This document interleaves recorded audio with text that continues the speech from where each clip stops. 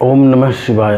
दोस्तों, आज मैं आपको बताने वाला हूँ कि बहुत से लोग जब भगत बन जाते हैं या तांत्रिक बन जाते हैं तो उसके बाद उनके परिवार पे दुखों का पहाड़ क्यों टूट पड़ता है। क्या होता है कि बहुत से लोग कभी कभी इधर उधर से जानकारी ले लेते हैं मंत्र की शक्ति जांचने के लिए या मंत्र को पढ़ के देखने के लिए कि कुछ होता है कि नहीं होता है, और वो मंत्र का जाप स्टार्ट कर देते हैं।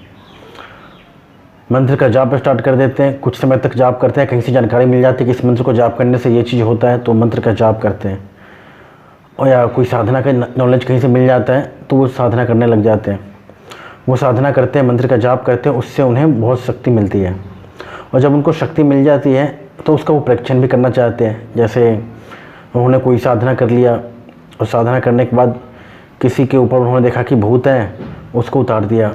किसी के ऊपर उन्होंने देखा कि इसका काम नहीं चल रहा है, इसका कोई बिजनेस में लॉस हो रहा है या बीमार है, तो उसको उन्होंने जल अभिमंत्रित करके दे दिया, कभी कोई प्रसाद अभिमंत्रित करके दे दिया, कोई धागा बांध दिया उसको मंत्र पढ़ के, और ऐसा करके उन्होंने उसको सामने वाले को दे दिया। तो सामने वाले का जो ऊपर जो विपत्ति था वो हट जाता है। मान लो कोई भूत रहा हो, प्रेत रहा हो या कुछ रहा हो, तो वो चीज़ उसके ऊपर से हट जाता है, क्योंकि मंत्र की शक्ति तो दिखाएगा मंत्र। उन्होंने साधना किया है, वाक सिद्धि हो गई है, मंत्र में पावर आ जाता है, ऊर्जा आ जाती है। जब लगातार किसी मंत्र का जाप करते हैं या फिर कोई साधना करते हैं तो ऊर्जा आ जाता है, उनके पास सिद्धि मिल जाती है। तो उसके बाद क्या होता है कि जब ये किसी के ऊपर से भूत उतारने के लिए मंत्र पढ़ के देते हैं या फिर करते हैं तो वो चीज़ असर करता है और वो भूत उसके ऊपर से हट जाता है। अब भूत उसके ऊपर से हट गया, अब इन्होंने बस काम ख़त्म, इनका तो काम ख़त्म।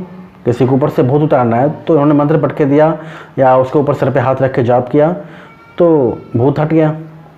अब ये जब भूत हट गया तो अपना ये इन्होंने हाथ पैर धोया, अपना चल दिए घर, अपने घर। इन्होंने उस भूत को हटाने के बाद या प्रेत को हटाने के बाद उसका कुछ नहीं किया, उसको छोड़ दिया। जब इन्होंने वैसे ही छोड़ दिया उसको तो वो और कहाँ जाएगा, फिर वो इनके पीछे पीछे आ जाता है घर पे। और जब भी कोई बुरी शक्ति आपके घर पे आ जाएगी तो कहाँ जाएगी, वो जाने की कोई जगह है नहीं उसके पास, क्योंकि आपने कोई जगह दिया नहीं उसको, बस वहाँ से जहाँ था वहाँ से भगा दिया आपने। तो वो आपके पीछे पीछे क्या होता है कि भगत के पीछे पीछे घर आ जाता है। अब वो घर आ जाते हैं, वहाँ क्या देखता है कि इसके काम धंधे बर्बाद करो, इसके परिवार में क्लेश करवाओ, और कुछ नहीं मिला तो भगत के जो है शरीर में दर्द करवा दो। अगर आपकी दृष्टि खुली हुई है ऐसा कुछ है तो आपको अगल बगल में दिखाई भी देने लगेगा वो, अगर नहीं भी खुली है तो भी दिखने लगेगा वो।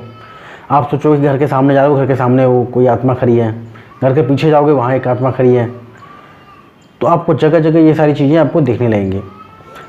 तो आप परेशान हो जाओगे कि मैं भगवान की इतना पूजा कर रहा हूँ, इतनी मुझे सिद्धि भी मिली हुई है और फिर भी भूत मुझे भी डरा रहे हैं। रात को हो सकता है कि वो आपके पैर भी खींच ले, कभी चादर खींच ले, हो सकता है कभी आपके रूम में आके वो रोने भी लगे।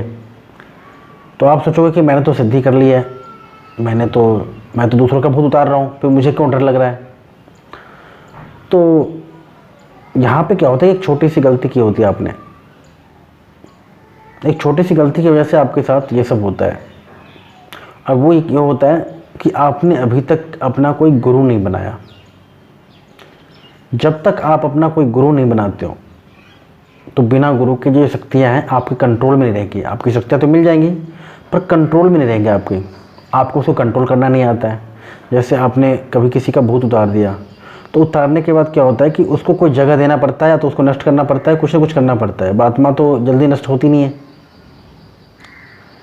क्योंकि उसको तो मुक्ति मिल जाए, तो मुक्ति मिल गया तो फ्री हो गया, यहाँ से चला गया, फिर अब जहाँ जिस लोक में जाना है उसको।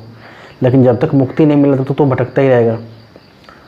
तो आपको उसको मुक्ति के समय तक के लिए एक स्थान देना पड़ता है। जैसे अगर आपके गांव में कोई पीपल का पेड़ हो तो आप वहाँ स्थान दे सकते हो, या तो आप किसी मंदिर में किसी भगवान के नीचे, उसके पैरों के नीचे उसको स्थान दे सकते हो, या फिर कई लोग चौराहे के पास उसको स्थान दे देते हैं।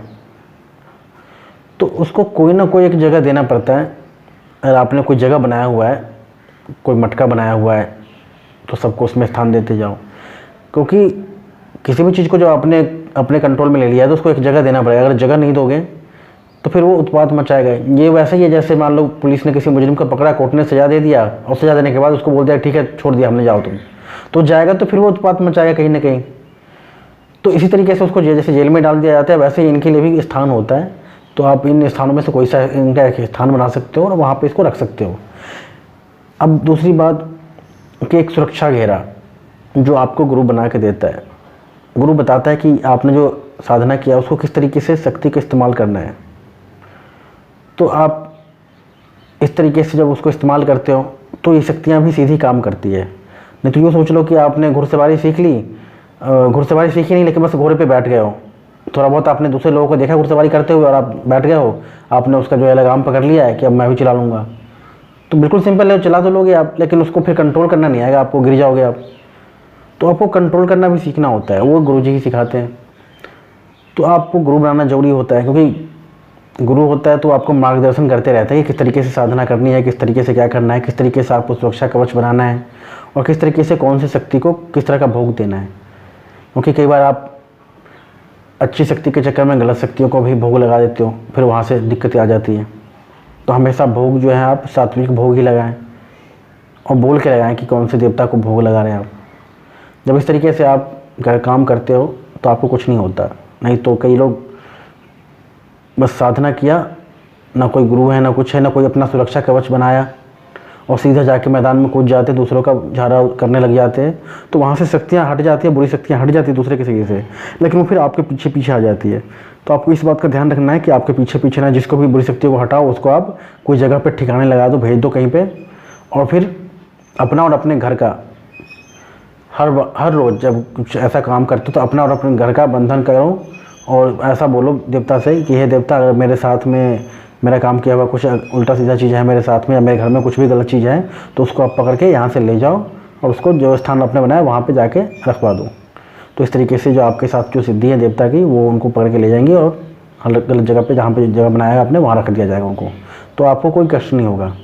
तो दोस्तों, अगर आपको ये वीडियो पसंद आया तो इस वीडियो को लाइक करें और कोई डाउट हो तो कमेंट कर सकते हैं। और आप अगर नए हैं तो चैनल को सब्सक्राइब कीजिए। Thank you.